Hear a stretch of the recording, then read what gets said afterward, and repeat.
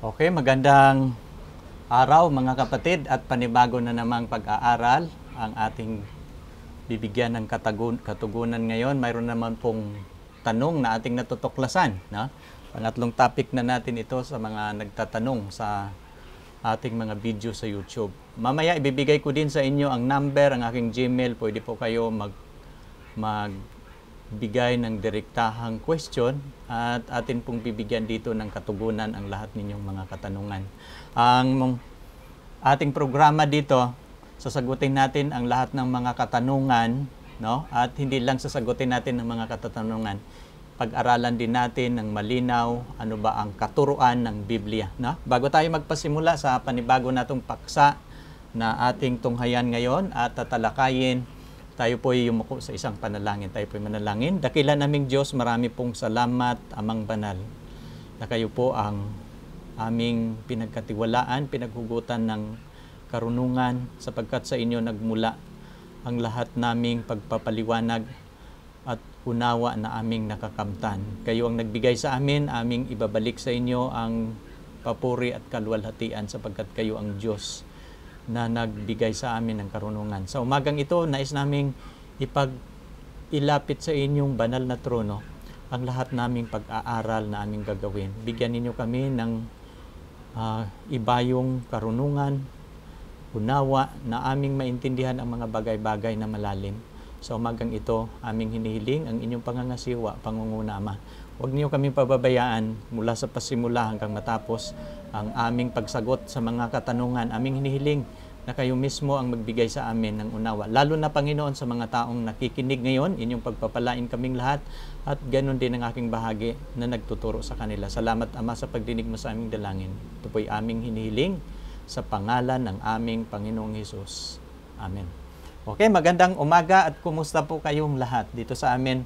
Maganda po ang aming panahon ngayon. Kahapon maulan, pero ngayon maganda ang ating panahon. Dito po tayo sa ating question and answer, no?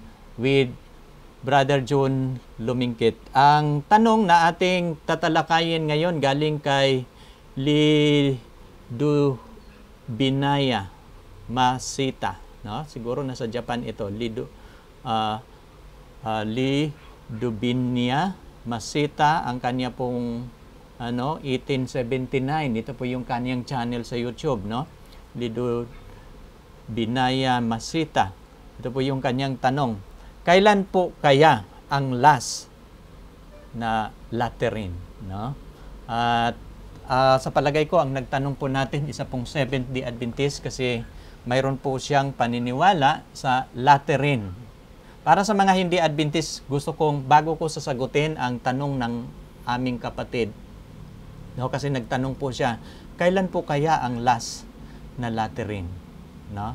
At atin po yung tatalakayin, mga kapatid, at bibigyan ko ng background. Sa aming mga Seventh-day Adventist, mayroong binabanggit si Ellen G. White sa kanyang sulat na Last Day Events, na mayroong pagbuhos ng banal na espiritu, no, na ating mapag-aralan sa Biblia, na ang pagbuhos ng banal na espiritu ng Panginoon hihalin tulad niya sa unang ulan at huling ulan, no? Kaya nga, bago natin sasagutin, nais ko munang lilinawin din. Ito yung ating pagsagot ngayon.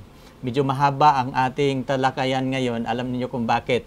Kailangan kong ipapaliwanag ang biblical na paliwanag patungkol sa Lateran, no?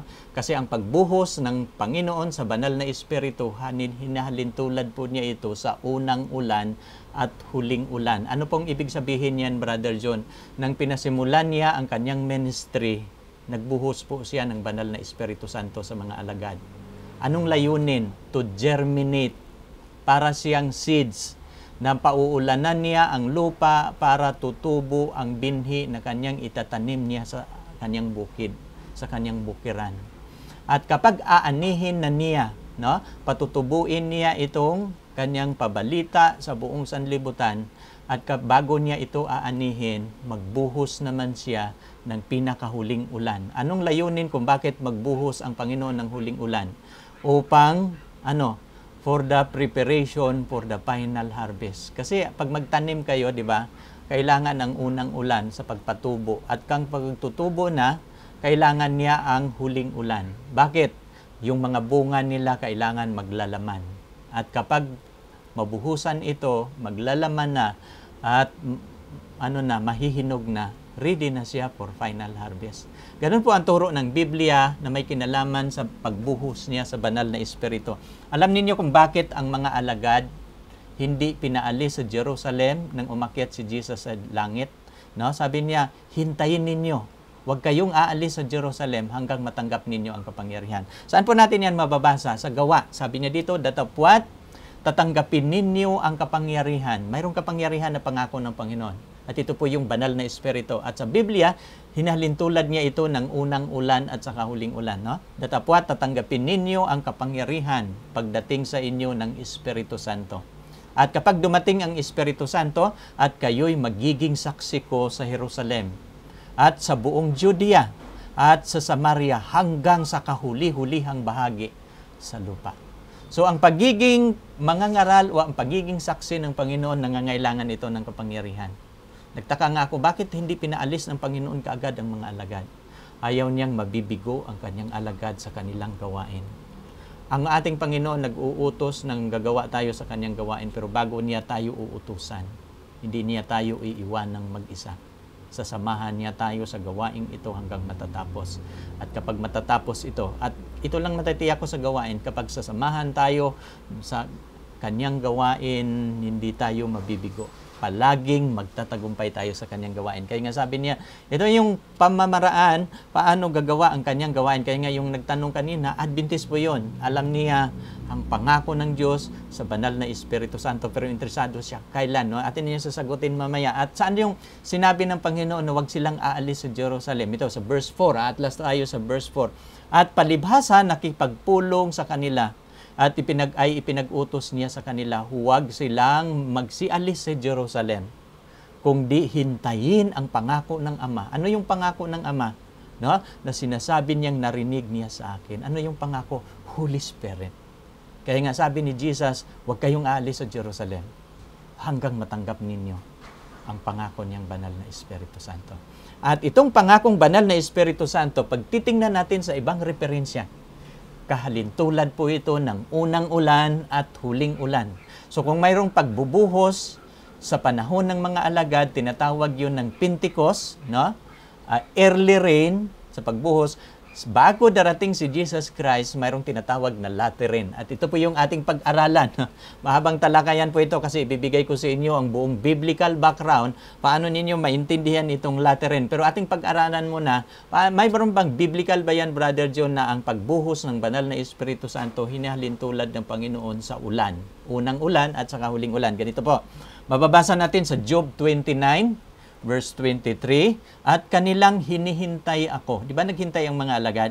No? Nagaya ng paghihintay sa ulan.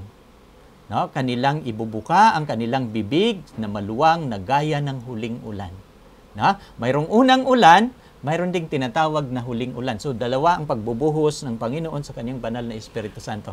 At kapag bubuhusan tayo ng banal na Espiritu Santo, ang mga alagad na nabuhusan ng banal na Espiritu Santo, lalo nilang nakikilala ang kanilang Diyos. Lalo nilang nalalaman ang kanilang misyon. Dati mayroon silang spirit of supremacy. Naghahangad sila ng posisyon kung sinong magiging dakila, no, sa kanilang 12. Pero nung nabuhusan sila ng banal na Espiritu Santo, yung spirit of supremacy, yung spirit of divisiveness, yung the spirit of unChrist-likeness, nawala sa kanila. Bakit? Nang binuhusan sila ng banal na Espiritu Santo, natanggap nila ang kapangyarihan, no? They are ready for war, no? They are ready for the proclamation of the gospel. At alam ninyo, sa huling kapanahunan, kailangan din itong matatanggap ng kanyang iglesia, ang banal na Espiritu Santo, for final proclamation of the gospel na tatapusin na ito. No? Kaya mapapansin ninyo, kailangan ito ng kanyang iglesia. Alam niyo kung bakit kailangan bubuhusan ng Panginoon ng kanyang iglesia? Kasi maraming diversion road. Minsan ang mga anak ng Diyos, mahal ang sanlibutan kaysa Diyos. Maraming pangarap sa sanlibutan. Kaya nga, mayroong persecution bago darating si Jesus, ang layunin, aalisin ang pagmamahal sa sanlibutan. Kaya nga, at inyo itong tunghayan, ha? Ito pang kasunod na talata, mga kapatid. Binabanggit ko kanina, kapag mabuhusan ang kanyang iglesia sa banal na Espiritu Santo, lalong makikilala nila ang Diyos ng malinaw. Saan nila natin mababasa? Hosea 6:3, at ating kilalanin. Tayo'y magpatuloy upang makilala ang Panginoon. Ang kanyang paglabas ay tunay na parang umaga, at siya'y paparito sa atin na parang ulan, na parang huling ulan na dumidilig sa lupa. Hindi naman napapansin ninyo, ang kapagdating, ang paglabas ng Panginoon sa kanyang iglesia, hinahalintulad ito ang kanyang pagpaparito na parang ulan, na gaya ng huling ulan. Kaya nga yun binabanggit yung ating kapatid kasi naintindihan niya ang turo patungkol sa laterin. Kailan kaya?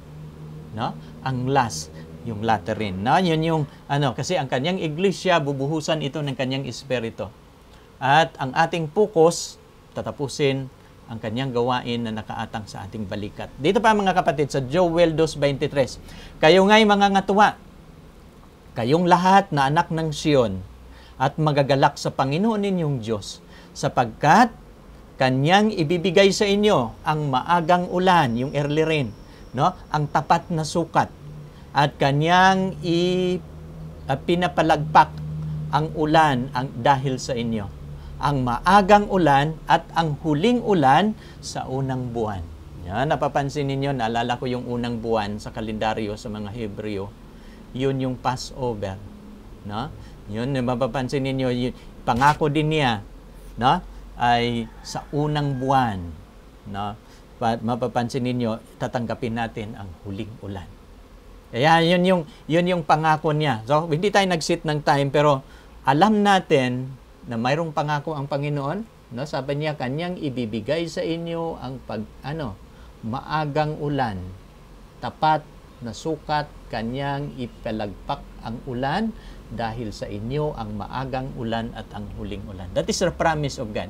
No? Kung naranasan ng mga alagad na natanggap nilang banal na espiritu, no? Sa huling kapanahunan, bago siya darating, maranasan din ng kanyang iglesia. No? Alam niyo kung anong layunin, no? Makapokus ang kanyang iglesia sa pagtatapos sa gawain, sa final harvest, no? Kung dati nagpupunla sila ng binhi at itong mag-harvest na, no? Gagamitin niya, at ang leader dito sa final proclamation ay ang grupo ng 144,000. Kung sa pasimula ng pabalita ay sa pasimula ng gawain ng Panginoon, 12 apostle ang leader. Ang leader, kapag ibubuhos ang huling ulan, 144,000. No? Kasi final harvest na yon, no? Kaya nga yun yung niya. Sa Zacarias 10:1, itong mga kapatid ang sinasabi, hingin ninyo sa Panginoon. Paano natin matanggap itong huling ulan? Una, hingiin natin. Ipanalangin natin. Ipag-pray natin na bibigyan niya tayo. No, ihanda. At kung paano naghanda ang mga alagad bago nila natanggap ang huling ulan. At alam niyo, pagbabasahin niyo yung Gawa 1 hanggang 2. Ito yung account paano nila natanggap ang Holy Spirit. Hindi nila natanggap ang Holy Spirit, ang unang ulan, na wala silang ginagawa. Inalis nila yung spirit of supremacy. Nagpatawaran sila sa isa't isa. No? Yung kanilang yung hindi pagkakasundo, inalis nila. Niridi nila ang kanilang sarili na tatanggapin ang kapangyarihan kasi mayroon silang gawain. Ganon din po tayo sa huling kapanahunan.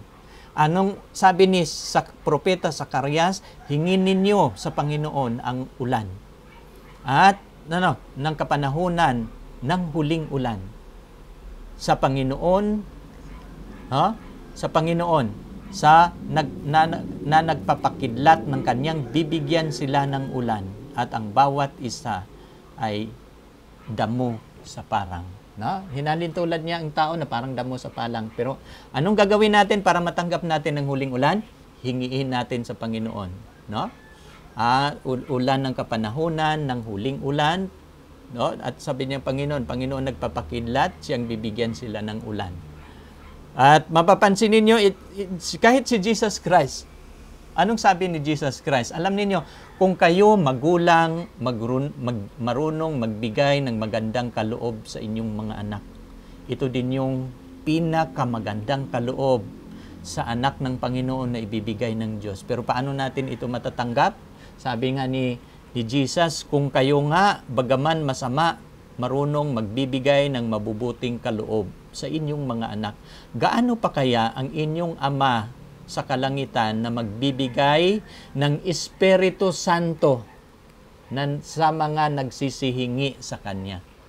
No? Ano daw yung kaloob na maganda na Kanyang ibibigay? Gaano pa kaya ang inyong Ama sa kalangitan na magbibigay ng Espiritu Santo sa magsisihingi sa Kanya? So itong huling ulan na ating tatanggapin ay hingiin natin. No? Ang pagbuhos ng huling ulan, mayroong tinatawag na individual, mayroong tinatawag na corporate. Panoorin ninyo itong aking video kasi marami akong ituturo paano sinasabi ng Biblia at sasagutin natin ang lahat ng katanungan nating kapatid na makikita niya kasi yung kanyang tanong, ito yung kanyang tanong kasi, kailan po kaya ang last o yung huli na yung tinatawag na latter rain? Yung latter at saka last, pareho lang yan pero ating lilinawin ito. No? Kailan ba mangyayari itong latter rain? Ang word na kailan may kinalaman sa panahon. So, ngayong umaga, ating pag-aralan yung kronolohiya ng Biblia. At alam niyo, mayroon akong topic sa YouTube, yung Matthew 24 at saka Last Day Events. Kung inyong titingnan ang prophecy sa Biblia na nagtuturo ng chronology, eschatology, na nagtuturo ng sunod-sunod na pangyayari at yung mga pangyayari, mangyayari ito na sunod-sunod. Walang iba mga kapatid ay ang Matthew 24. Mayroon pong sulat si Ellen G. White, ang pamagat ng kanyang libro na sulat ay Last Day Events. Na? Halos nabasa ko niya yung sulat sa Last Day Events at marami akong natutunan. Nang tiningnan ko ang sulat ni Ellen G. White sa Last Day Events, pinag-pray ko sa Panginoon, Panginoon, saan ko makakita sa Biblia na ang Last Day Events ay biblical? Yung mga kronolohiya na sinulat ni Ellen G. White, akin itong makikita sa Biblia. At alam ninyo, tinugon ng Panginoon ng aking panalangin, ipinakita niya sa akin na ang Matthew 24, mangyayari po ito, no? Sa ating panahon, mangyayari ito sa huling kapanahonan na sunod-sunod ang mangyayari. No? Ating pag-aralan ng maiklian mga kapatid. Kasi kung ating pag-aralan mga kapatid ang second coming of Christ, tandaan ninyo, ang latter rain, ibubuhos niya yan before the second coming of Christ. Pero kapag ating pag-aralan ang Matthew 24, ano bang pangyayari bago darating si Jesus Christ? Na? Saan natin mababasa sa Matthew 24? Matthew 24, 29 to 31. Na? The coming, ito yung pamagat, the coming of the Son of Man. No? Kailan ba darating? Ano bang pangyayari kapag dumating si Jesus Christ? Ito yon sa 29. Datapwat karakarakang pagkatapos sa kapighatian sa mga araw na yaon, magdilim ang araw. No? At ang buwan hindi na magbigay ng kanyang liwanag, mga laglag ang mga bituin mula sa langit at magsipangatal ang kapangyarihan sa mga langit. At kung magkagayoy, lilitaw ang tanda ng anak ng tao sa langit. At kung magkagayoy, magsisitaghoy ang lahat ng mga angkan sa lupa at mga kikita nila ang anak ng tao na napaparito sa mga alapaap ng langit na may kapangyarihan, kadakilaang kaluwalhatian, susuguin ang kanyang mga anghel na may matinding pakakak at kanyang titipunin ang kanyang mga hinirang mula sa apat na hangin ng sanlibutan, mula sa isang dulo ng langit hanggang sa kabila. Now ngayon gusto kong huwag ninyong kalilimutan yung aking binabasa na pinaka-importante. Kailan mangyayari ang pagdating ng Panginoon? Pagdatapwat karakaraka pagkatapos ng kapighatian. Ibig sabihin, prior to the second coming of Jesus Christ, mayroong malaking persecution na mangyayari. At saan ito nakasulat? Sa Matthew 24. Abangan ninyo ito kasi ipapaliwanag ko, no? Na sa kalagitnaan ng persecution, ibubuhos ng Panginoon ang kanyang banal na espiritu. Mayroon pong dalawang pagbuhos na gagawin ng Panginoon sa kanyang iglesia. Una, matatanggap ng kanyang first harvest yung 144,000 makakatanggap sila ng banal na Espiritu Santo bago ang persecution. No? At ang ikalawang pagbuhos ng banal na Espiritu, yung tinatawag na corporate outpouring ng laterin. Anong ibig sabihin ng corporate outpouring? No? Yung lahatang pangkalahatang pagbuhos ng laterin ng Panginoon for the final proclamation, na para lalong lumakas ang sigaw upang ang pabalita ng Panginoon matatapos. No? Kasi kapag hindi matatapos ang kanyang gawain, hindi siya darating. Pero itong gawain na gagawin ng kanyang iglesia sa panahon ng kapighatian. Kaya nga mapapansin ninyo, kaya nga mayroon akong diagram dyan, no? Kaya nga magkakaroon ng persecution, mga kapatid, sa huling kapanahonan. At alam ninyo, ako'y naniniwala, kung ano itong panahon kung saan tayo nabubuhay, we are in the last generation. Ako'y naniniwala na buhay tayo na madatnan kung loobin ng Panginoon na mabubuhay tayo sa persecution. Pero kung loobin ng Panginoon ang aking dugo magiging binhi, hindi ako makasalubong ng Panginoon na buhay. No? Willing din ako magiging martyr alang-alang sa kanyang gawain. Kaya ito yung aking nakikita. No? Bago magkakaroon ng National Sunday Law, ay mayroong pagsisilyo na tinatawag na first fruit. Ito po yung 144,000. No? Bago niya bubuhusan, bago magkakaroon ng persecution, kaya nga kapag babasahin ninyo yung Apocalypse City, no? mayroong apat na hangin, humihip, pero pinipigilan nyo ng anghel. Yung apat na sulok ng lupa. Anong sigaw? Huwag muna ninyong pinsalain ang lupa, no? Sapagkat, kailangan mo huwag mo nang pinsalain ang lupa, sapagkat ang Diyos ay tatatakan mo na niya ang kanyang lingkod. At nang tinatakan ang kanyang mga lingkod, mayroong natatatakan na 144,000. No? Kaya nga, ganun din kasi ang 144,000, they are last day leaders. No? Sa final proclamation ng Panginoon. Kung dati, binuhusan ng banal na Espiritu Santo, 12 lang yung kanyang mga alagad, kasama sa 120 pa na mga nabubuhusan sa huling kapanahunan, gagawin ng Panginoon, 144,000 ang kanyang bubuhusan, mga leader sa final proclamation, sa final harvest na kanyang gagawin. At kapag magkakaroon ng National Sunday Law, dinilagay ko dito sa gitna. At mula sa Sunday Law, mayroon akong diagram dyan at magpasimula ang tinatawag na little time of trouble. Kasi itong kapighatian, bago darating si Jesus Christ, nahahati ito sa tatlo. Sa sulat ni Ellen G. White, tinatawag ang una na little time of trouble, no? Ang ikalawa, great time of trouble, at ang ikatatlo, Jacob's trouble. Pero mayroon na akong video niyan sa aking topic sa Matthew 24 at saka last day events. Panoorin ninyo yan kasi hindi ko na yun uulitin dito. Ang ating tatalakayin, yung sasagutin ko lang yung tanong ng ating kapatid, kailan niya ibubuhos yung uling hulan?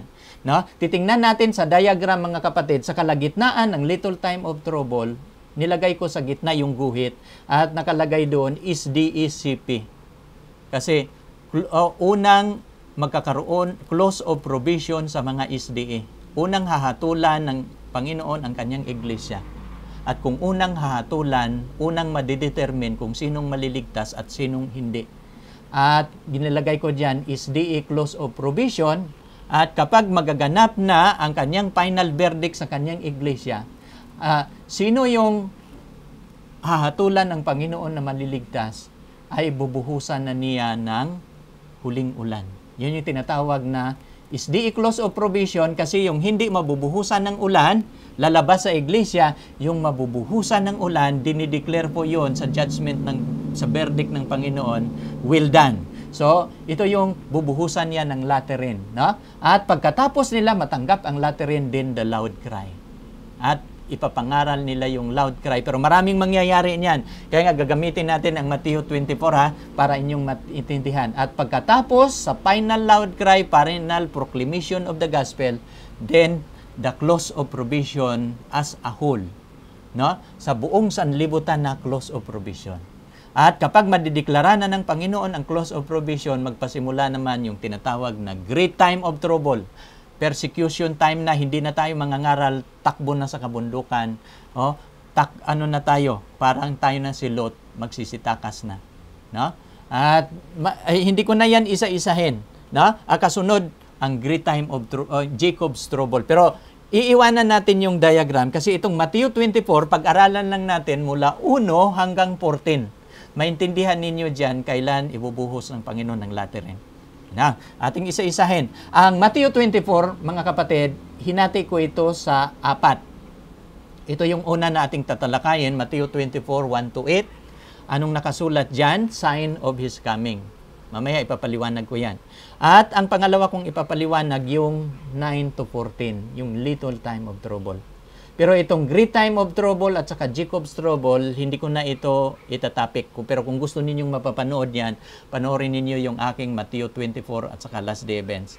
Na Matthew 24 and the last day events. Isang topic lang yan, dalawang video na inyong papanoorin yan.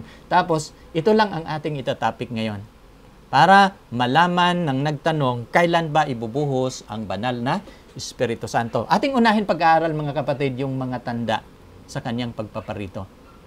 At kung ating pag-aralan ang Matthew 24, gagamitin natin yan ang prinsipyo sa historicism to interpret the chapter. Kasi ang chapter sa Biblia, kapag ang chapter ay prophetic, gagamitin natin ang historicist principle.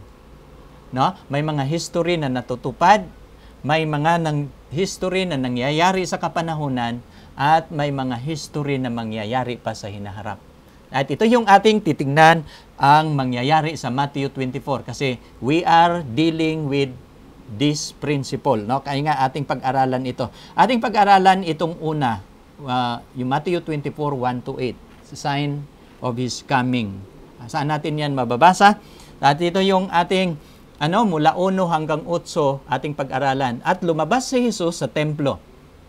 Payaon sa kanyang lakad, nagsilapit sa kanya ang kanyang mga alagad upang sa kanya ipamalas ang gusali ng templo.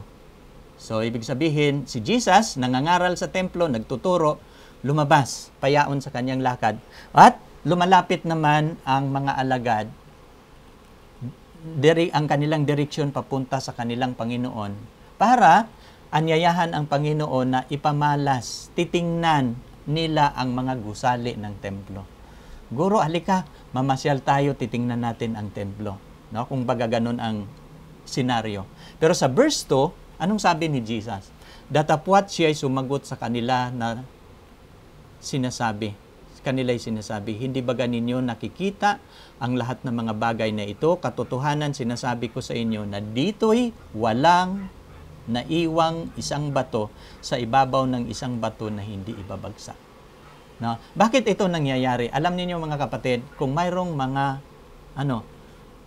mayroong kayamanan ang Israel na pinagmalaki ng lahat ng mga tao, ang templo ng Panginoon sa panahon ni Jesus Christ. No? Napakagandang gusali. Kaya nga gustong ipamalas ng mga alagad. Pero anong sabi ni Jesus? Hindi ba ninyo nalalaman na itong building ng templo na inyong pinagmamalaki, mawasak ito? Sinabi ni Jesus na walang bato na nakapatong sa kapwa bato na hindi ibabagsak, hindi iwawasak. Ibig sabihin, mayroong darating ang pagkaguho sa Jerusalem. Tapos umalis si Jesus. Sumunod ang kanyang mga alagad. Saan sila pumupunta? Sa bundok ng mga olibo. Pagdating nila sa bundok ng mga olibo, habang naglalakad pa lang sila mga kapatid, nagkakaroon ng paradigm shift.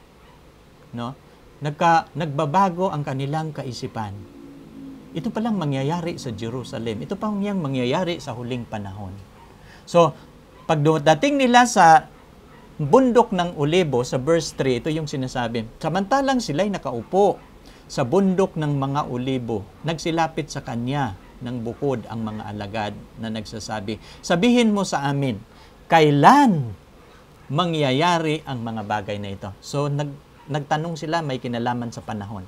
Kaya nga, kapag ating pag-aralan ang Matthew 24, binabanggit ni Jesus Christ ang chronology sa last day events. Ang tanong ng mga alagad, kailan? Katulad din ng tanong kanina, kailan kaya ang latter rain, no? Kailan kaya ang last na latter rain? Ganon din ang tanong ng mga alagad, kailan kaya ang mga bagay na ito? Pangalawang tanong, ano ang mga tanda sa iyong pagpaparito at ang katapusan ng sanlibutan? So, ito yung hinahangad na ng mga alagad. So, ito pala ang mangyayari sa Jerusalem. So, ano ang kanilang desire to know kung ano ang mangyayari sa hinaharap. Kailan mangyayari ang mga bagay na ito, ano ang magiging tanda ng iyong pagpaparito at ang katapusan ng sanlibutan. At alam ninyo, ang Matthew 24, sinulat sa chapter na ito. May mensahe, mayroong tatlong mensahe si Jesus sa Matthew 24. Una, atin ditong malalaman sa Matthew 24, ang una, anong gagawin ni Satanas? Ano ang gagawin ni Jesus Christ? At anong gagawin ng kanyang iglesia? Kapag pag-aralan ninyo yung buong chapter. At sa Matthew 25, nang doon yung prescription ng Panginoon paano maghahanda ang kanyang iglesia. Yan po yung buong mensahe ng Matthew 24 at saka 25. Yung mga parables sa Matthew 25, Matthew 24, kasi mayroong parables bago mag-Matthew 25. Lahat ng mga parables na yan, prescription ng Panginoon yan, paano maghanda at upang maghanda ang kanyang iglesia na makasalubong. No? Napakagandang mga parables. Kaya wag ninyong kalilimutan, mayroon na rin akong mga video niyan sa YouTube. Kasi ang aking ministry, no, hindi lang ako nagtuturo dito ng doktrina sa Biblia, kundi tinuturo ko din dito paano tayo maghahanda sa pagsalubong sa ating Panginoon. No? Ito po yung ito po yung sagot, no? Ito yung tatlong tanong ha. Kailan mangyayari ang bagay na ito? Anong magiging tanda ng iyong pagpaparito at ang katapusan ng sanlibutan? At alam ninyo yung sagot ni Jesus Christ. Sumagot si Jesus na sinasabi sa kanila, mag-ingat kayo na huwag kayong maililigaw. Ang first na sign na binigay ng Panginoon ay ang pagdami ng relihiyon. No? Mayroon tayong 16 religion sa buong mundo. Islam, Christian, no? Taoism, Hinduism, Buddhism, no? Maraming mga hism. 16 yan sila lahat. Pero napapansin ninyo mga kapatid, sa Christian religion alone, ang ating sikta na tinatawag, no? Yung mga grupo, itong isang Christian religion nahahati ng maraming sikta ng mga relihiyon. Mayroong Catholic, Baptist, Saksi ni Jehovah, Iglesia ni Cristo, dating dan. Alam niyo kung gaano kalaki, kadami ang Christian religion. We are 3,000 religion. Mayroon, sa huli pa nga, mayroong nagsasabi na we are 4,200 religion na ngayon. Sikta ngayon. Kaya ganun na tayo karami. Now ngayon, ito sabi ni Jesus, nagbigay siya ng babala. Kasi bago siya darating, ito ang mangyayari. Mag-ingat kayo na huwag kayong maililigaw ni numan. Marami ang nagtuturo sa banal na kasulatan, ang purpose hindi kayo iligtas kung di ililigaw. Kaya mag-ingat kayo sa mga interpretasyon ng Biblia, naway hanapin ninyo ang katotohanan. Sapagkat marami ang magsiparito sa aking pangalan at magsasabi ako ang Kristo at ililigaw ang marami. No? Hanggang sa ating kapanahunan ngayon, magpakilala silang appointed Son of God, Son of God. At sa ating kapanahunan ngayon, mayroong mga ngaral galing sa Korea. Ang Kristo nila babae kasi si Kristo daw may asawa. No? Kaya mga bago na at napakasipag nila mangaral. Araw-araw ina-add kayo, no? Maraming nag-add, ang purpose lang nila, karamihan sa kanilang mga ngaral, mga babae. Kaya mapapansin ninyo, daming mangliligaw. Bago darating si Jesus Christ, ito yung unang sign. Ano ang mga tanda ng iyong pagpaparito? Dadami ang religion to deceive many.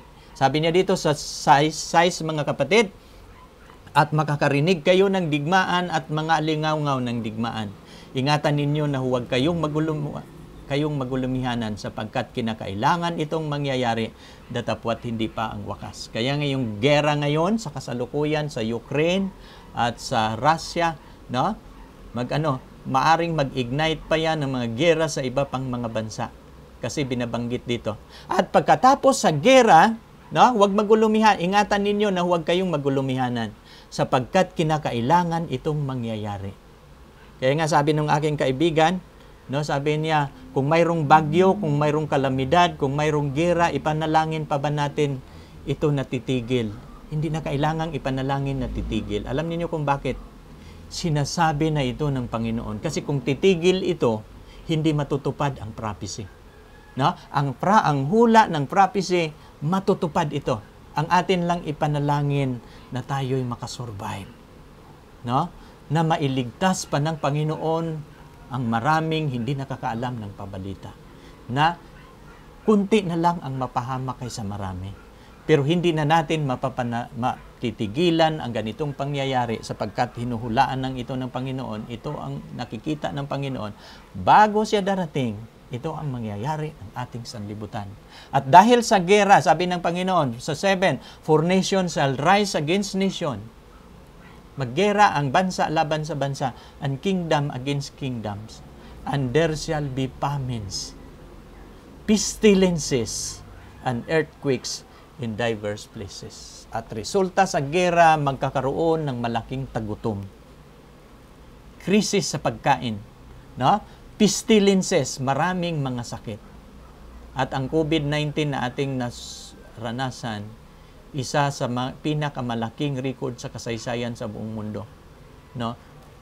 Isa sa mga pestilences na natupad ang kasulatan sa Biblia. At pagkatapos sa pestilences, mga earthquakes sa iba't ibang, napapansin ba ninyo, pagkatapos sa COVID, dumami ang mga lindol. At sabi niya dito mga kapatid, all these are, sa verse 8, all these are the beginning of sorrows. Alam niyo kung bakit mayroon tayong tinatawag na COP25, COP26, COP27, at malapit na tayo ngayong November, mayroong COP28. Alam niyo ang mga bago ni ginagawa yon ng Vatican, yung pagmi-meeting sa mga pangulo ng bansa. Yung dati, mga pangulo lang ng bansa ang nag-uusap. Pero bakit kasama na ngayon ang simbahan? Alam niyo kung bakit? Ang mga pangulo ng bansa, habang nangyayari ito sa ating kapanahunan, nag-uusap sila, nagmi-meeting sila. Kaya nga, bakit mayroong mga summit taon-taon? Ang layunin, solusyonan ang problema ng sanlibutan. Pero nakikita nila sa kanilang hanay, mayroong problema ng sanlibutan na hindi nila kayang ayusin. Yung tinatawag na natural disaster, natural phenomenon, no? Na yung mga kalamidad, yung bagyo, yung lindol, yung yung pagputok ng bulkan, yung baha. Ito po ay galaw ng kalikasan, no? At ang pinagbintangan nila diyan, galaw ng Diyos. Pero hindi po 'yun galaw ng Diyos. Ito po yung pag-aabuso ng mga tao sa ating kalikasan kung bakit nagkakaroon ng mga kalamidad, no? Kung baga, ito yung ginagawa natin. Mapapansin ninyo ang pagdami ng kalsada sa ating bansa. Nagre-resulta yan ng baha. Alam niyo kung bakit?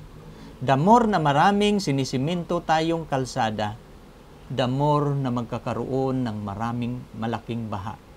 Kasi ang lupa hindi na mag-absorb sa ulan o sa baha. At the more na maraming kalsada, ang mga syudad ay magbabaha na sa ating kapanahunan. Bakit? Kagagawan niya ng tao. Kaya nga, aanihin natin kung ano ang ating pinupunla. Kaya marami at marami pang kalamidad. At bawat kalamidad, magkakaroon ng krisis at tagutom. At ito yung mangyayari. Lahat ng mga bansa nagkakaisa. No? At alam niyo sa huling kapanahunan, ang mga pangulo ng bansa at ang simbahan magkakaisa.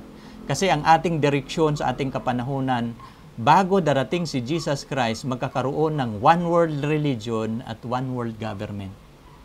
At malapit na tayo sa ating kapanahunan ngayon. Titingnan ninyo ang Vatican kung ano ang kanilang plano sa buong mundo. Sino ang ginagamit nila sa kanilang plano? Ang UN. Ang kanilang vehicle ngayon sa UN yung Sustainable Development Goal. Papagandahin nila ang lupa, no? Ang goal nila by 2030. No? Kaya mayroon ang simbahan, mayroong programa sa Laudato Si. No? Ang buong mundo gagawin na lang niya itong isang village. Lahat magkakaisa. Magkakaroon ng one world religion, one world government.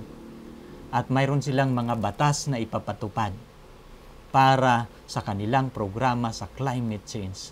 At itong programa nila sa climate change, mga kapatid, ano po ang direksyon dito? Ang direksyon po dito, mga kapatid, ay persecution. Ipapatupad nila ang Ten Commandments, no? At pangungunahan ito ng Amerika. Magdeklara ang Amerika ng National Sandilo kasi sa programa ng kanilang Laudato Si, ang sanlibutan nangangailangan ng kapahingahan, no? Weekly rest. At itong lingguhan na pagpapahinga ng ating mundo, idideklara ng mga pangulo ng bansa ang lingguhang pagpapahinga. At mapapansin ninyo, at itong kadahilan sa mga ating naisa-isa mula 4 hanggang 7, binabanggit sa verse 8 habang sila nag-uusap, solusyonan ang problema. Sa verse 8, all days are the beginning of sorrows. Bakit? Saan ba magpasimula ang beginning of sorrows? Sa verse 9. No? Ang verse 9, mga kapatid, ito po'y tinatawag ni Ellen G. White na little time of trouble. Bakit? Ang gobernong nagkakaisa at ang relihiyong nagkakaisa, gagawa po ito ng batas. Ang batas na kanilang gagawin, laban po ito sa bayan ng Diyos. At ang bayan ng Diyos hindi po papayag at susunod sa kanilang batas. Kaya nga, anong mangyayari dito sa verse 9? Titingnan ninyo yung verse 9. Kung magkagayoy, ibibigay kayo saan? Sa kapighatian. At kayo'y papatayin, kayo'y kapupuutan sa lahat ng mga bansa. Ilang bansa ang mapupuot sa bayan ng Diyos? Lahat ng mga bansa dahil sa aking pangalan. Kasi mayroong batas na ipapatupad ang gobyerno. Pero dahil sa pangalan ng Diyos, hindi tutupad sa batas na ito ang bayan ng Diyos. Ang proclamation ng Sandilo, mga kapatid, malapit na yang maranasan natin. In this generation, no? Ikaw buhay pa, ako buhay pa. Mangyayari ito sa ating kapanahunan. At malapit na ito. Ilang taon na lang ang ating hinihintay. At itong little time of trouble na binabanggit ni Ellen G. White, no? At dito yung nagtanong kailan niya ibubuhos, mayroon pong dalawang pagbuhos sa banal na espiritu ang gagawin ng Panginoon. Before Sandilo, unang mabubuhusan ang 144,000. At ito yung sulat ni Ellen G. White, no? Sa kanyang aklat na Last Day Events, sa chapter 10, doon yung little time of trouble. No? Sabi niya dito, a time of trouble before the provision closes. Kasi ang provision makuklose sa great time of trouble. Itong little time of trouble, bukas pa ang awa, open provision pa ito. Pero ang bayan ng Diyos haharap ng kapighatian. No? Ito yung sinasabi niya sa on page 33 sa kinukot niya yung secretary ni Ellen G. White, kinuha niya sa early writings sa page 33. Sabi niya dito, it is given the following, at the commencement of the little time of trouble. Sabi niya dito, we were filled with the Holy Ghost as we went forth and proclaimed the Sabbath more fully. Kasi kapag idideklara ang Sandilo, no, ang bayan ng Diyos na nangingilin ng Sabat ay makakatanggap sila ng Holy Spirit, no? At the commencement, no, at the beginning of the little time of trouble, we were filled with the Holy Ghost as we went forth to proclaim the Sabbath more fully. Bakit ipoproclaim natin ang Sabat? Kasi ang batas ng gobyerno, Sunday.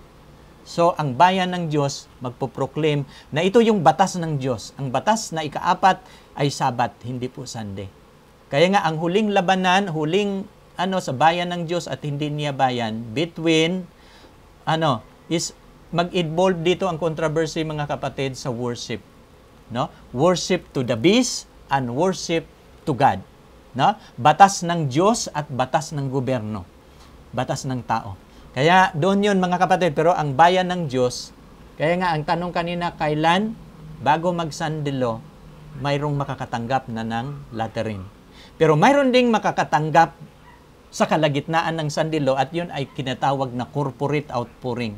No? Ating titingnan kasi verse 9 pa lang yung ating binabasa, babasahin natin hanggang 14. Inyong maintindihan kung kailan matatanggap ng buong iglesia ang laterin, yung banal na Espiritu Santo.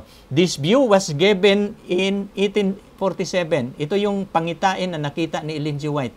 Kailan binigay ito ng Panginoon, ang pangitaing ito? Sa 1847 when there were but very few of the Adventist brethren of observing Sabbath. Kasi ang liwanag ng Sabbath bago pang natanggap sa Seventh-day Adventist. And on this, but few suppose that its observance was a sufficient important to draw a line between the people of God and unbelievers. Now the fulfillment of that time, of that view is beginning to be seen. No, nakikita niya yung itong pangitaing ito, umpisang nakikita, no? The commencement of the time of trouble. Sabi niya dito sa pasimula ng time of trouble, no? Sa declaration ng Sunday law. Sabi niya dito, her mention does not refer to the time of trouble that the plagues shall begin to be poured out, but to a short period just before they are poured out. Kaya nga sabi niya dito, while Christ is in the sanctuary at the time while the work of salvation is closing, trouble will be coming on the earth and the nation will be angry. Na? Sabi niya dito, yet he'll check so as not to prevent the work of the third angel's message. So dalawang binabanggit niya sa kanyang pangitain, sinusulat niya sa last day events, sinusulat din niya sa early writings, na bago magpasimula ang Sunday law, nakikita niya na mayroong nabubuhusan ang kanyang bayan ng ano. At si ang Bible, kapag babasahin natin yung chapter 14 ng Apokalipsis, ang 144,000 tinatawag silang first fruit. Sila yung unang makakatanggap, the beginning, the commencement of the little time of trouble. Kaya nga, saan yung little time of trouble? Sa verse 9, ang little time of trouble. Bago ang declaration ng Sunday law, kaya nga doon sa Apocalypse City, wag muna ninyong pinsalain ang lupa. Mayroong 4 na hangin na humihip sa lupa, sa dagat at sa punong kahoy. Sabi ng Panginoon, wag muna ninyong pinsalain ang lupa, ang dagat at ang punong kahoy. Ang lupa, ang dagat at ang punong kahoy. Ano po yung simbolo sa lupa, bansa, ano yung dagat, mga bansa, at yung punong kahoy, iglesia. Wag muna ninyong pinsalain. Pinipigilan ito ng 4 na anghel ang gagawin ng Panginoon sapagkat ang Diyos magtatatak ng kanyang bayan. No? At ang bilang ng natatatakan, 144,000. Ganon din po ang sulat ni Ellen G. White sa Last Day Events. No? Bago mag-declaration ng Sunday law, mayroon muna siyang pagtatatak, at ito yung sulat ni Ellen G. White. No? At the commencement, sa little time of trouble, we were filled with the Holy Ghost as we went forth to proclaim the Sabbath more fully. Now, dito tayo sa verse 10. No? At kung magkagayoy, kapag mangyayari ang Sunday law, na ipapatupad ng mga pangulo ng bansa, sa prophecy, ang unang magdeklara ng Sunday law ay ang Amerika. Susunod ang iba't ibang mga state sa Amerika. No? At ang ibang mga bansa, kung magkagayoy, maraming mga titisod. Anong ibig sabihin dito, mga kapatid? Maraming bibigay sa kanilang pananampalataya. Hindi nila makakayanan. No? At mga kanuluan ang isa't isa, na dating magkakapatid sa iglesia, ang isa pinagkanulo, parang si Judas. Ang history ni Judas mauulit-uli sa ating kapanahunan.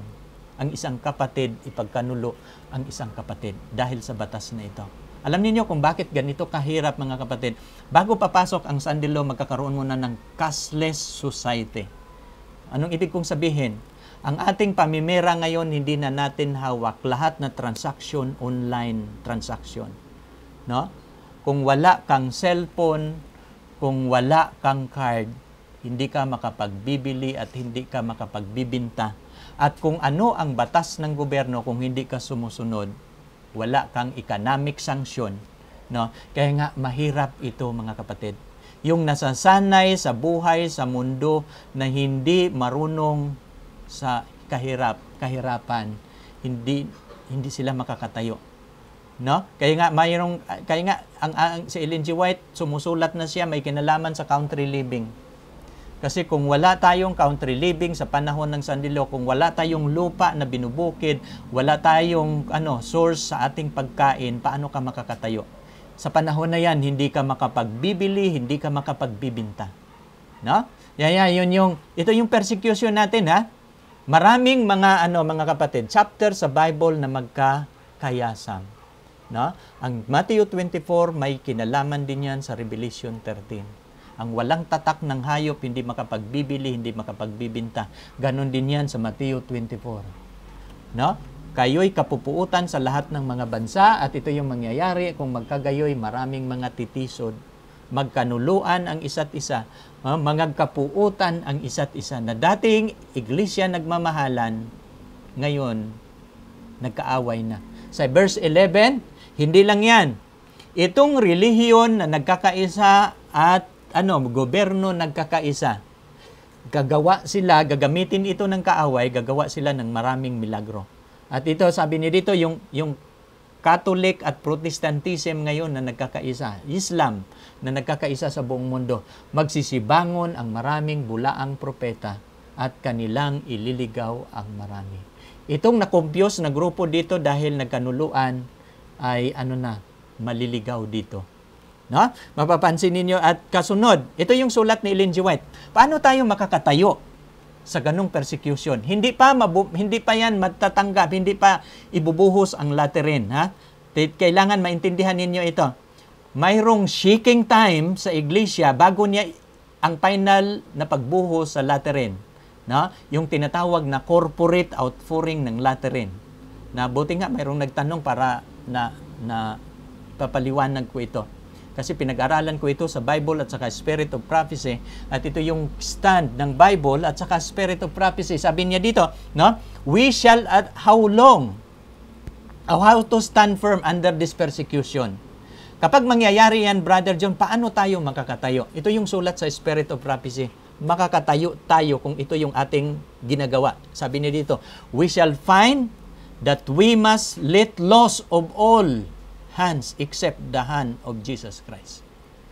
Sabi niya, sa panahon na yan, maaaring bibitawan natin ang kamay na nakakoneksyon na hinahawakan natin ngayon. Pero wag nating hahawakan ang kamay ng ating Panginoon. Anong ibig sabihin? Kung gusto mong makakatayo sa panahon na yan ng persecution, kasi darating si Jesus Christ pagkatapos ng kapighatian. At ito yung kapighatian magpasimula sa panahon ng Sandilo. At kapag magpasimula ang panahon ng Sandilo, huwag kang bibitaw sa paghawak sa kamay ng Panginoon. Kasi ito lang yung paraan kung paano ka makakatayo. Lahat tayo na gustong makakatayo, isa lang ang inyong hahawakan, ang kamay ng ating Panginoong Hesus. Friend, will prove, treat cheros and will betray us. Ang ating mga kaibigan, ipagkalulo tayo. Ang hindi dahil sa krisis na kanilang maranasan, iiwanan tayo ng ating mga kaibigan. Relatives, maaring kamag-anak mo, deceived by the enemy and they think that they do God's service in opposing us and putting forth the utmost effort to bring us unto a hard places, hoping we will deny our faith. Alam niyo kung bakit makakaranas ng iba't ibang pagsubok mula sa ating mga kasamahan, sa ating mga kapatid, sa ating mga relatives. Akala nila ginawa nila ang gawain ng Panginoon. Makikiisa sila sa sanlibutan sa pinasusunod na batas sa linggo. Bibigyan sila ng malaking pera. No? Kasi ang programa nila sa Sustainable Development Goal, wala nang mahirap sa buong mundo. Susundin lang ninyo ang kanilang magandang programa sa mundo. Hindi ka maghihirap, mayroon kang pagkain, mayroon kang tirahan, mayroon kang sasakyan. No? Huling alas ni Satanas, sabi ninyo yung last na temptation ni Satanas kay Jesus, ibibigay ko sa inyo ang kayamanang ito. Ganon din ang temptation ni Satanas sa huling kapanahunan. Kung hindi ka mangingili ng linggo, cut off ka sa kanilang economic sanction o sa kanilang economic na pamamaraan kung paano ka makakakain. Kaya nga, bago tayo dumating dyan, cashless muna. No? Kaya nga, ang Australia ngayon, maraming mga lungkot na mga tao kasi 60% sa kanilang ATM machines ay hindi na nagpapangsyon, hindi na naglabas ng pera kasi ang declaration ng Australia, mag-cashless society na sila. Cashless society muna bago darating ang Sandilo. At mabilis yan kasi sa sulat ni Ellen G. White, the last day movement, ang last day movement will be rapid one. 1 taon, napakaraming mangyayari. Ha? Kasi nakahula na po ito sa Biblia at sa Spirit of Prophecy. Pasalamat tayo sa Spirit of Prophecy, Espiritu ng hula, dahil nalalaman natin ano ang mangyayari sa hinaharap. No? Sabi na dito, no? But we may trust our hand in the hand of Christ amid darkness and peril. So, sa panahon na yan ng sandilo, ang isa lang ating mapagkatiwalaan ang kamay ng ating Panginoong Hesukristo. Kasi, no? Sa darkness and peril, siya lang ang ating mapagkatiwalaan. Kaya sabi niya dito, kahit ang ating asawa, mga anak, hindi na maaring mapagkatiwalaan kasi sa panahon ng krisis, maaring sila ibibigay. Pero hindi naway hindi mangyayari. Kung paano tayo makakatayo, ang ating asawa at mga anak dapat ding makakatayo. No? Mga kapatid, the only way in which men will be able to stand firm in the conflict is to be rooted and grounded in Christ.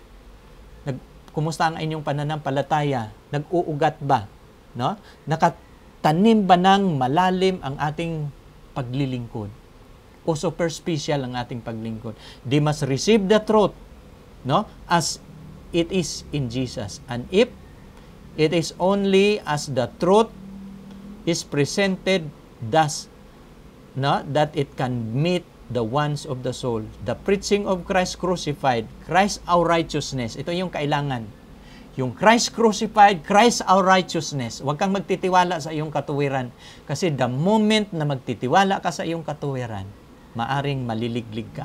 No? Si Kristo lang ang ating righteousness. In that, is what satisfied the soul hunger when we secure the interest of the people in this great central truth. Faith and hope and courage come to the heart. Ito lang yung paraan kung paano tayo makakatayo. At sa panahon na yan, binabanggit dito, no? At maraming bulaang propeta na ililigaw ang marami. Hindi lang yan, mga kapatid, hindi lang propeta ang tatayo na ililigaw ang marami.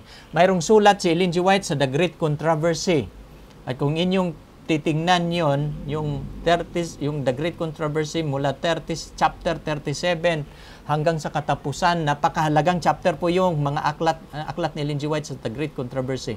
Kasi kung inyong titingnan ang sulat ni Ellen G. White sa panahon ng sandilo, sa kalagitnaan ng sandilo, sa little time of trouble, under the grab of righteousness, si Satanas gagawa ng maraming milagro. No? Even the Adventist Church, mabibiktima niya. Marami siyang mabibiktima. Lying spirit contradict the scripture. Mga sinungaling na espiritu lalabas sa loob at sa labas ng iglesia.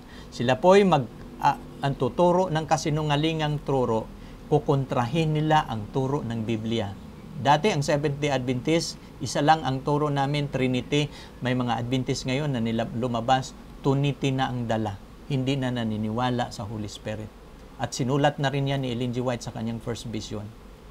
Habang sila naglalakbay, pahirap ng pahirap ang kanilang daan, pagdating nila sa dulo, may ilang mga kasamahan na hindi ang Espiritu ng Panginoon ang nangunguna. Kaya nawala sila, nahulog sa bangin. Kaya nga mapapansin ninyo, mga kapatid, yan ang mangyayari sa huling kapanahunan. Na? Kailangan susubukan ng Panginoon ang kanyang iglesia bago ito sasalubong sa ating Panginoon. Tandaan niyo ang second coming of Christ, makaranas ito ng kapighatian. Mayroong kapighatian at ito yung kapighatian na binabanggit ni Jesus Christ. Lying spirit contradict the scripture at ang sanlibutan magkakaroon ng false revival. No? Anong ibig sabihin? Kung mayroong kababalaghan na mangyayari sa loob ng iglesia, unang gagawa ng kababalaghan, no? Ang labas ng iglesia.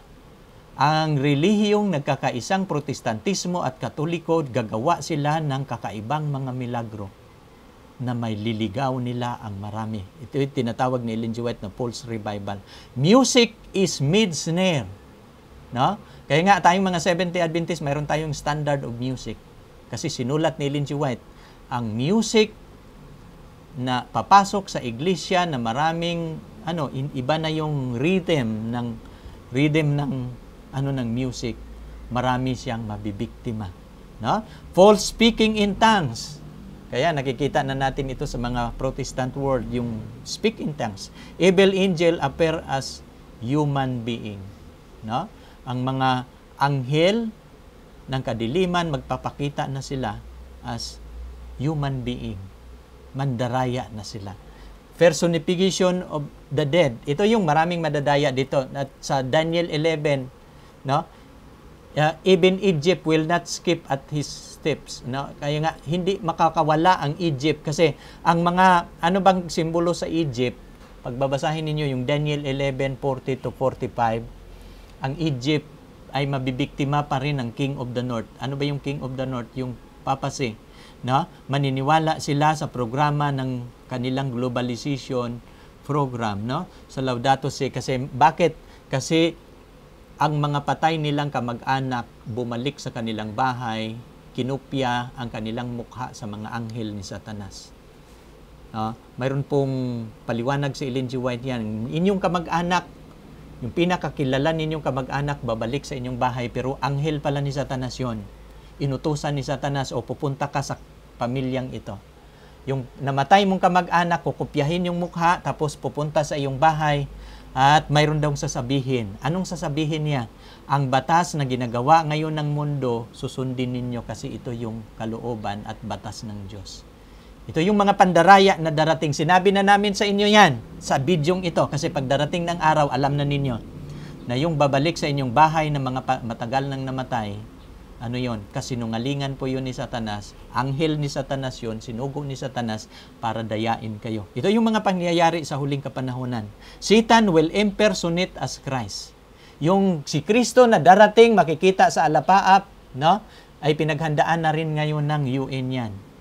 Pati ang kalawakan naghahanda. Makikita sa mga alapaap ang pagdating ni Jesus Christ, ni Satanas, at bababa yun sa lupa, mga ngaral.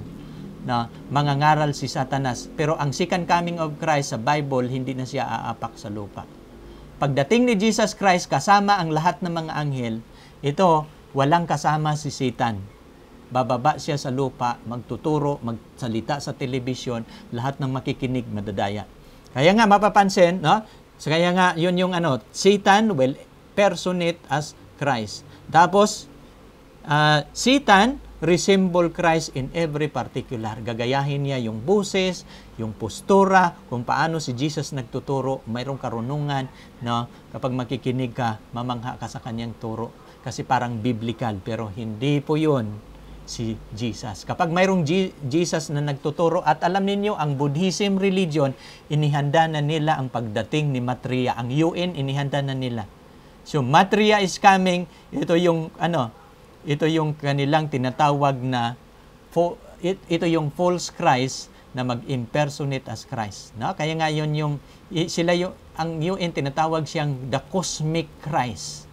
Kaya nga hindi ninyo ito alam, pero amin itong sinasabi sa inyo kasi buong mundo sasalubungin nila si Satanas na darating na mag-impersonate as Christ sa panahon ito ng little time of trouble. No? Kaya nga mapapansin ninyo, kung mahina ang inyong pananampalataya, hindi rooted in the Scripture, madadaya kayo sa panahon na darating. Nakasulat ito sa Matthew 24, mga kapatid. No? At gagawa sila ng maraming kababalaghan. At ito pang gagawin. Sinamarize ko na yung mga turo ni Ellen G. White. How the counterfeit differ from the genuine miracles will be performed. Alam niyo kung paano malalaman mo yung piki sa original. Nang si Jesus gumagawa ng milagro, lahat niyang pinagaling tumatayo.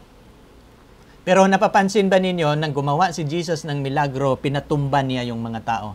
Ang Protestantismo ngayon na gumagawa ng milagro, kasama ang Katolisismo ngayon. Titingnan ninyo yung kanilang pagpagaling sa kanilang milagro. Gaganunin lang nila yung mga tao na tutumba. False, po yun mga kapatid? False picture of miracles. Yun po yung huwad na larawan ng milagro. Na kanilang pinalakad yung mga may sakit, no? Pero mapapansin niyo pinapatumba kapag tanggapin nila yung Holy Spirit. Wala pong record sa Biblia na natanggap ang Holy Spirit, natutumba ang mga tao. Wala, huwad po yun na milagro, mga kapatid. Kaya nga, paano natin makikilala na ito ay hindi genuine kapag hindi katulad sa tunay? Hindi pinahintulutan ng Panginoon na ang mga huwad magiging katulad sa tunay. Katulad ng ginawa ni Moses sa Egypt. Ang tubig nagiging dugo, nakopya yon. no? Gumawa din ang mga magikero ng tubig nagiging dugo, tinawanan ni Pero si Moses. Diba? Napapansin ninyo? No? Ang ahas, ang tungkod, tinapon ni Moses, nagiging ahas, kinupya din yun ng mga magikero ni Pero. Ang tungkod nila, tinapon din, nagiging ahas. Pero ang pagkakaiba, kinain ang kanilang tungkod, ang kanilang ahas sa ahas ni Moses na tungkod. Kaya nga mapapansin at doon sila namamangha. Kasi hindi nila kayang gagawin yon. Kaya mapapansin ninyo, paano ninyo malalaman kasi si Satanas, gagawa din siya ng mga milagro kasi huling labanan ito sa controversy. No? Fire from heaven, mga kakaya nilang paulanan ng apoy mula sa langit, bababa sa lupa, sa paningin ng mga Satan will be defied. No? Miracles prove nothing. Kaya tandaan ninyo mga kapatid, kung ikaw bayan ng Diyos, kailangan malaman ninyo itong galaw ng kaaway. Kasi ang miracles, alam na ng bayan ng Diyos na ito'y hindi sukatan. No? Na itong gumagawa ng milagro ay sa Panginoon. No?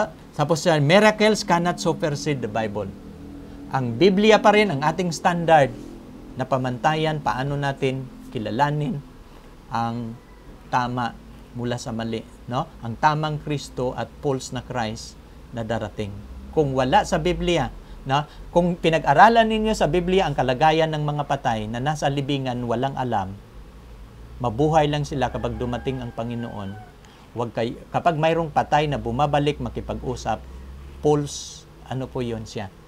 False teaching po yon. At huwag ninyong paniniwalaan. The deception, mangyayari ito mga kapatid, is almost universal. No? Pero sa ating kapanahunan ngayon, hindi man siya universal, mapapanood natin sa YouTube, sa internet, kasi lahat ng pangyayari sa mundo ngayon, universal na. Now, ngayon ating titingnan mga kapatid, sa verse 12, no? Sa Matthew 24, at dahil sa pagsagana ng katampalasanan, ang pag-ibig ng marami ay lalamig. Ito yung matinding gagawin ng kaaway sa panahon ng sandilo, sa panahon ng little time of trouble. Kaya nga, sa panahon ng little time of trouble, close yung labanan. Habang ipiproclaim natin ang Sabat, sila naman pinoproclaim ng gobyerno ang linggo, at ang hindi tatanggap sa batas na yan, hindi makapagbibili, hindi makapagbibinta, maghihirap tayo, magtitiis. Kaya nga, mayroong panawagan ng pagtitiis ng mga banal. Ang mga banal ng Diyos magtitiis. At dahil sa pagsagana ng katampalasanan, ang pag-ibig ng marami lalamig. Pero sa verse 13, datapwat ang magtitiis hanggang sa wakas, siyang maliligtas. Now, ano po ang ibig sabihin dito sa verse 13, Brother John? Dito na po binabanggit na mula verse 9 hanggang verse 13, ito po yung testing time sa SDA Church. Anong ibig sabihin? Mayroong allotted time kailan gaano katagal magtitiis ang kanyang iglesia. No? Kaya binabanggit sa verse 13, datapwat ang magtitiis hanggang sa wakas. Susubukan ng Panginoon ang kanyang iglesia. Ang hindi makatiis, lalabas sa iglesia.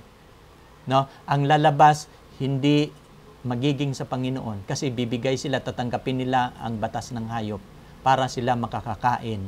No? Para sila makapagbibili. Kasi kung hindi sila makapagbibili at hindi sila makapagbibinta, wala silang pagkain. Pero ang mga banal magtitiis.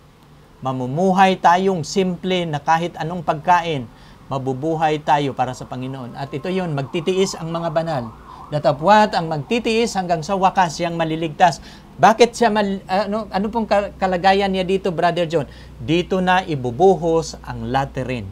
Tandaan ninyo, at pagkatapos dito sa pagtitiis ng mga banal, ibubuhos ng Panginoon ang kanyang final outpouring sa laterin. No? At kapag ibubuhos na niya yung laterin, magliliwanag na ang kanyang iglesia. Titingnan natin yung diagram natin. No? Ito yung little time of trouble, sa kalagitnaan ng sandilo, ito yung sinasabi doon, ang magtitiis hanggang sa wakas, dito naguhit mga kapatid, ay siyang maliligtas.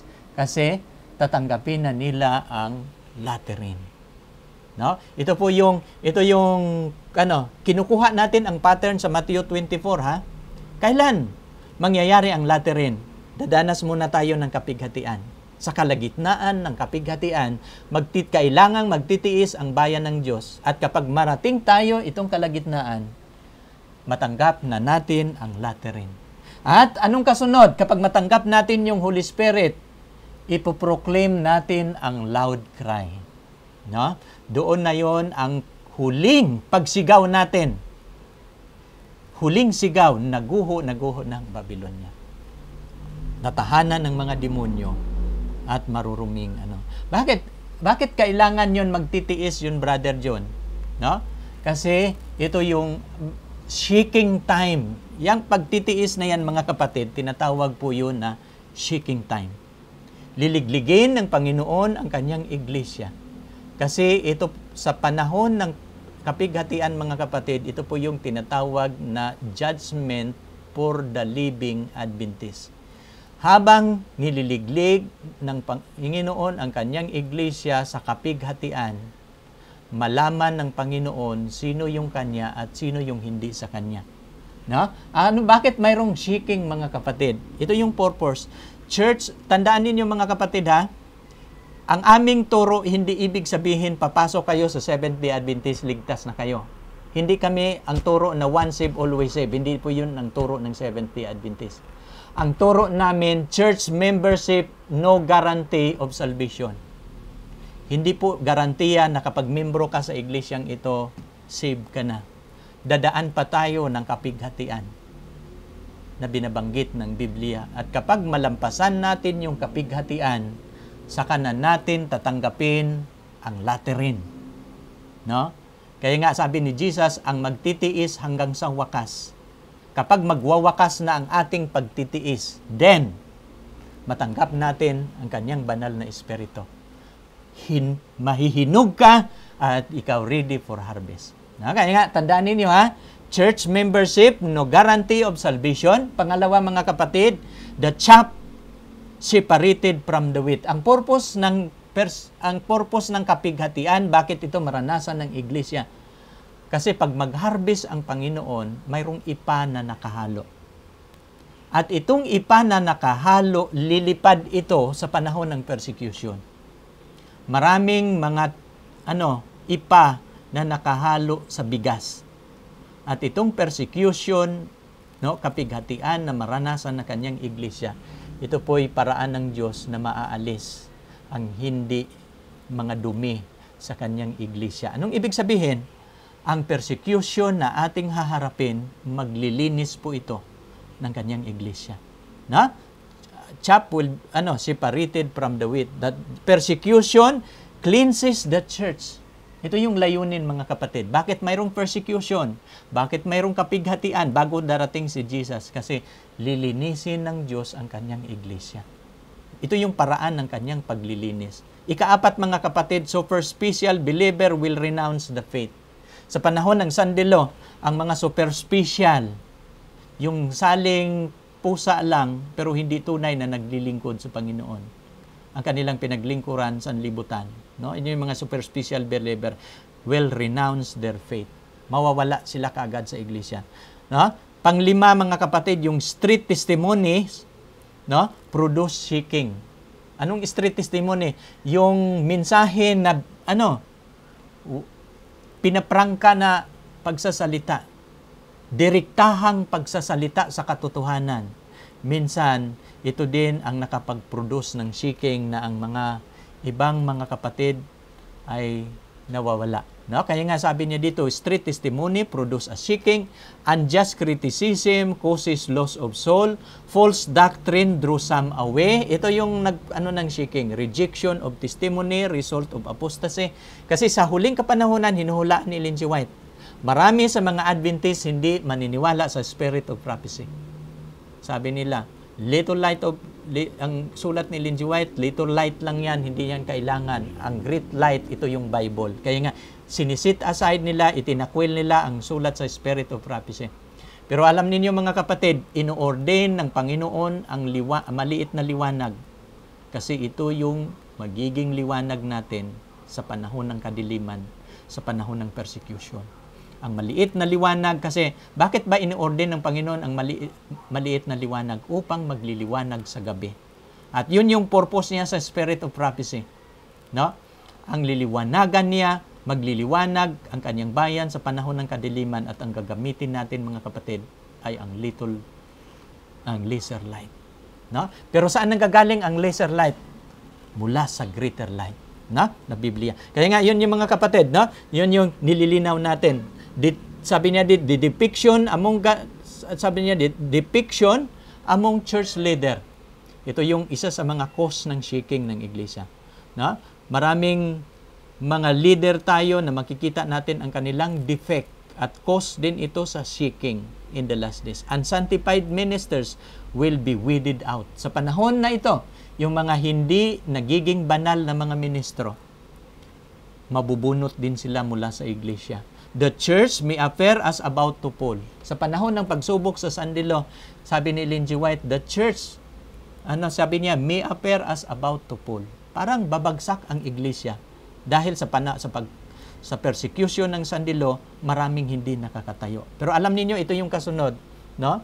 Bagamat malapit na itong bumagsak ang iglesia, God's people will be revealed. Ang mga tapat, mahayag kung sino lang yung natitirang tapat. At alam niyo, nakakalungkot sa panahon ni Ellen G. White, sabi ni Ellen G. White, no? Na sa 20 sa membro sa iglesia, isa lang ang maliligtas. Ito yung kanyang ratio. In 20 sa loob ng iglesia, mayroon lang isa na maliligtas. How about sa ating kapanahunan ngayon? No? Sa panahon ni Ellen G. White, sa 20, isa lang ang nagiging handa. Ang Adventist ngayon, nasa 23 million pang buong mundo. How about kaya kung ilan sa atin ang naghahanda sa pagsalubong sa ating Panginoon? Sabi niya niyo, new converts. Pero ito naman yung mga kapatid, pagkatapos mabuhusan ng banal na espiritu, no? Kasi yung sa pagtitiis, ang magtitiis hanggang sa wakas, siya lang ang maliligtas, kukunti lang ang natitira. Pagkatapos ibubuhos sa kanila ang banal na espiritu, God's people will be revealed, makatanggap nila yung Holy Spirit, the new converts will take the place of those who lives. No? Ang mga bago naman na mahihikayat, sila naman yung kapalit sa umaalis. No? Ibig sabihin, at alam ninyo, dito na ang iglesia ng Panginoon na church militant magiging church triumphant. Kaya nga, bago ma-change ang iglesia from church militant to church triumphant, ito munang mangyayari. Mayroong kapighatian. Kaya nga, malinaw na sinasabi natin na ang pagdating ng Panginoon pagkatapos sa malaking kapighatian. Pagkatapos sa kapighatian, makikita natin ang second coming of Christ. Kasi mayroong kapighatian na mangyayari sa iglesia. At ang tanong, gaano tayo kahanda sa kapighatian na darating? At pagkatapos mabuhusan ang kanyang iglesia sa banal na espiritu, yung Lateran, mga kapatid, ito yung final proclamation. Yun yung loud cry sa Mateo 24. At ipapangaral ang ebanghelyong ito ng kaharian sa buong sanlibutan. Kasi yung maliit na pulutong na nakakatanggap ng Lateran, no? Ipapangaral na nila ang ebanghelyo ng kaharian sa buong sanlibutan sa pagpatutuo sa lahat ng mga bansa, at kung magkagayoy, darating ang wakas. Anong ibig sabihin? Mayroong wakas na binabanggit sa verse 13 sa mga SDA po yun, natatanggap sa Lateran. Pero itong wakas na binabanggit dito pagkatapos nilang mangaral, ito po yung as a whole, worldwide close of provision. Isasarado na ng Panginoon ang pintuan ng awa. Darating na ang wakas, nawawakasan na. Lahat ng mga tao nakadesisyon na kung tatanggapin nila ang utos ng Diyos na kasaba ang Sabat o yung Sunday. Mamimili sila. At sa sa panahon na yon, dito na nila pinatupad ang hindi makapagbibili at hindi makapagbibinta. At kapag matapos yan, mga kapatid, no? Dito matatapos ang tinatawag na little time of trouble. At sa verse 15, yun po ay tinatawag na great time of trouble. After the close of provision, no, sa pangbuong mundo na close of provision, magpasimula naman ang great time of trouble. At dito natatapos ang ating pag-aaral, mga kapatid. No, ang tanong ng ating kapatid kanina, no, Divina Masita, sabi niya, kailan mangyayari ang latter, no? Kailan mangyayari ang last laterin? Dito yan mangyayari sa verse 13 ng Mateo. At pagkatapos matanggap ang Holy Spirit, dito na yung final proclamation. At sa pagmaproclaim na ang pabalita sa buong mundo sa panahon ng kapighatian na yan, sa little time of trouble, makakarinig na ang buong mundo sa pabalita ng kanyang kaharian, kung magkagayoy darating na ang wakas. No? Anong yung wakas na yon? Close of provision na. Kaya nga, ang unang magwawakas, sa verse 13, sa SDA, ito sa buong mundo. At kung magkagayon na, magpasimula na ang great time of trouble, yun yung ibubuhos na ng Panginoon ang kanyang mga salot. Panunuorin ninyo ang aking Mateo 24 at saka last day events. Magandang talakayan yon. Marami kayong maintindihan kasi sinama ko doon yung mga salot. Pati Jacob's trouble kasama ko na. Panuorin ninyo para inyong maintindihan ang lahat kong paliwanag. Ano ang mangyayari sa hinaharap? At ang Mateo 24 nakikita ko kasama sa ating pag-aaral ang last day events. At alam ninyo, ito yung mga kapatid. Alam ninyo, maraming mga nagkiklaim, lalo na sa iglesia, na ang iglesia ng Panginoon naghihintay sa Panginoon. Pero hindi lang tayo ang naghihintay sa Panginoon. Even Christ Himself, naghihintay sa atin. No? Ito yung sabi ni Ellen G. White. No? What Christ is waiting for. Ano bang hinihintay ni Kristo, mga kapatid? Sabi niya dito, Christ is waiting with longing desire for the manifestation of Himself in His church. When the character of Christ will be perfectly reproduced in His people, then He will come to claim them as His own. Ano ang hinihintay ng ating what Christ is waiting for? Naghihintay ang Panginoon with longing desire na ang kanyang karakter, na mahayag sa kanyang iglesia ang kanyang karakter. At kapag ang kanyang karakter perfectly reproduce, no, makikita na niya sa kanyang iglesia, no, makikita na niya sa kanyang bayan, darating ang ating Panginoon upang kukunin ang mga kanya. Sabi niya dito, it is the privilege of every Christian not only to look for, but to hasten the coming of our Lord Jesus Christ, where all who profess His name, bearing fruits of His glory, how quickly the whole world will be sown with the seeds of the gospel.